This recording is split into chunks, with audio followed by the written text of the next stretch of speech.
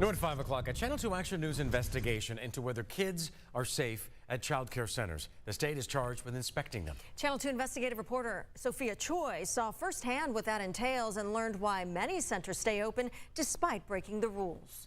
It's sickening. Lindsay Atkinson is a mom on a mission to warn other parents after what happened to her son at Parker Chase Preschool in North Fulton County. This is video she shared with me of 2-year-old Justice at the daycare in 2022. You can see a caretaker hit him in the head before sitting on him. She's a grown woman and she's sitting on him to hold him from getting away. We saw teachers hitting Justice and kicking him, dragging him across the floor. Police arrested 3 teachers from Parker Chase for cruelty to children. 4 felonies that they have been charged with, and all 4 involved our son. The Department of Early Care and Learning revoked the center's license in 2022, but reinstated the school under a consent agreement the next year. DeKal says consent agreements allow us to address serious but correctable violations that will ensure children's safety while the program remains open and available to serve families. The state fined the preschool $10,000. Parker Chase's school leader, Shakitha Durham, says the school has new owners, a whole new staff, and it got a perfect inspection a couple of weeks ago. As parents,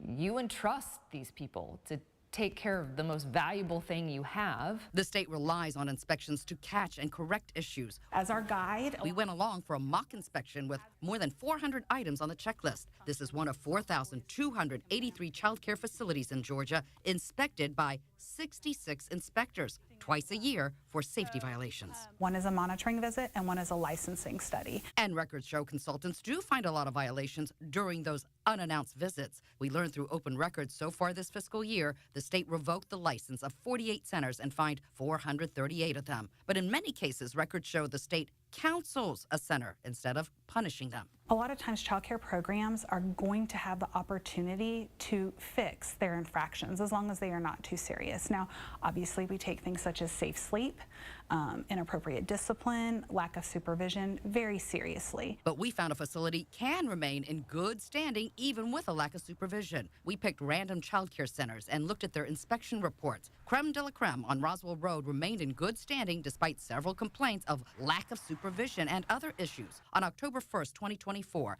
the state determined a staff member struck a child's back for 12 minutes, resulting in a large bruise. The facility was only downgraded to need for improvement on June 11th after the state found a staff member remained focused on their personal phone device after a child was injured and crying. Creme de la Creme had no comment. We don't take our job as to shut down child care programs. We're taking our jobs to improve and make sure that the child care programs that we do have in the state of Georgia are risk-averse, safe, and healthy environments for children.